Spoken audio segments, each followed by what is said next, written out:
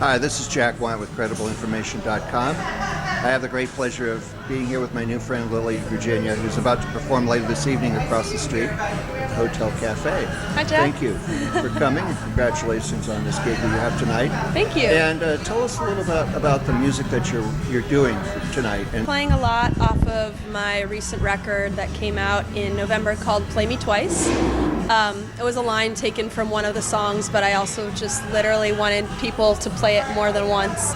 you play the guitar. I play guitar. And what kind of musical background did you have? How did you learn to play the guitar? So I started taking guitar lessons, and then I fell in love with guitar, and ended up studying abroad in South America, different guitar styles, and so guitar has kind of really influenced my writing style. So at a very early age, you had that moment where you wanted to write a song, or you had written a song. Yeah, it was kind of a strange moment where I just came into the kitchen one day after hanging out with some friends, and this song came to me.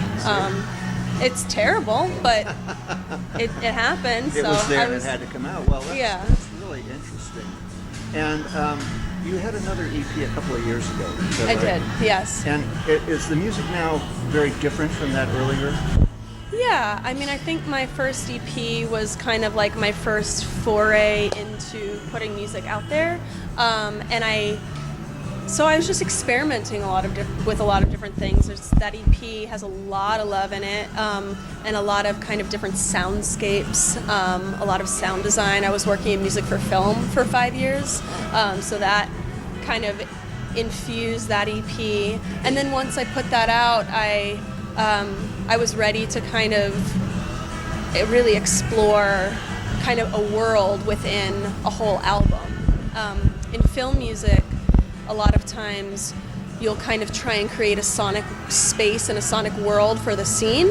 And so I think with my EP, I was trying to create a sonic world for each song. And then once I was ready to write the whole album, I wanted to kind of immerse myself in one sound that was a little more cohesive. Yeah, in fact, I remember hearing that you talked about this latest music, a shimmering or sparkling quality. Yeah. And talk to me about that. Where does that come from? Sure. Well,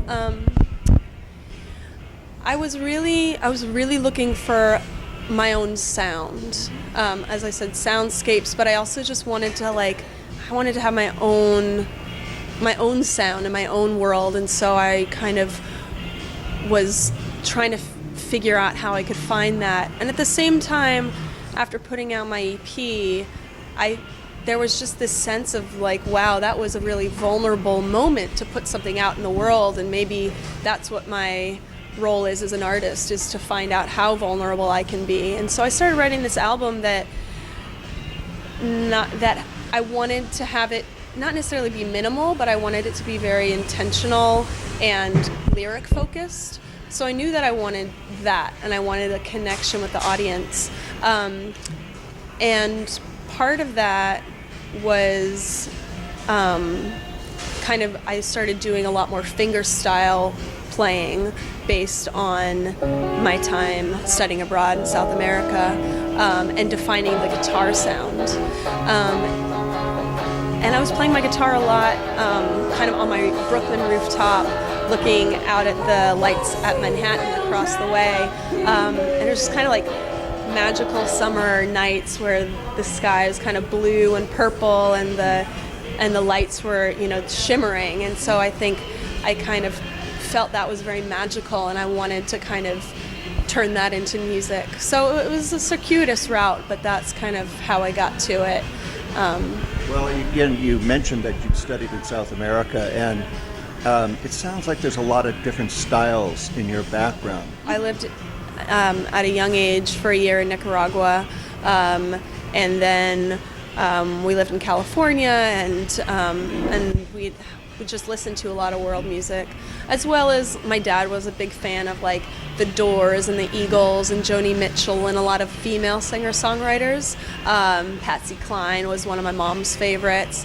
We listened to Ella Fitzgerald, Cole Porter songs. I mean, you talk about like just clever songwriting. Like, we were singing along to him from a young age.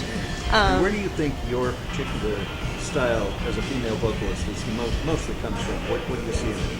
Well, I think that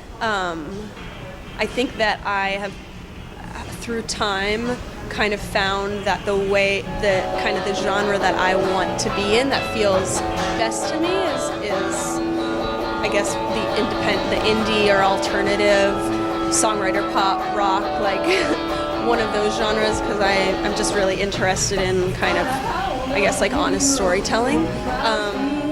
But at the same time, like, I live listening to hip hop, and I really like Rihanna, and I think that, like, I love R&B, and I love all these kind of different styles that we get to just sample from in this generation of having music at all our fingertips. So, have you found your groove that you're kind of into right now? I mean, I think I really defined the groove, like a specific groove, with this last album, but basically, as soon as it took me so long to just kind of put it out there, that once it was finally out, I was kind of like, all right, what's next? Any ideas of where you might be going? Oh yeah, definitely.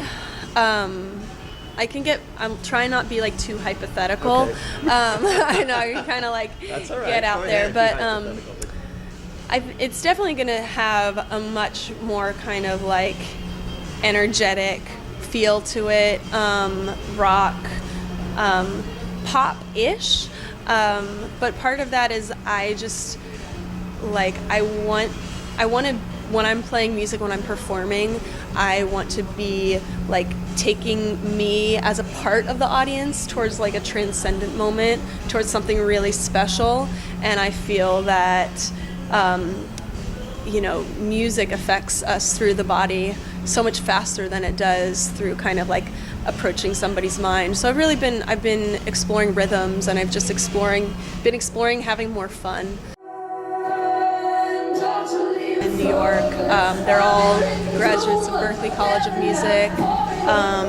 Alessio Romano, who's the percussionist, drummer, is also my producer. I've been collaborating with him on both the albums. I've been working with him for the past 5 years, and he's from Italy.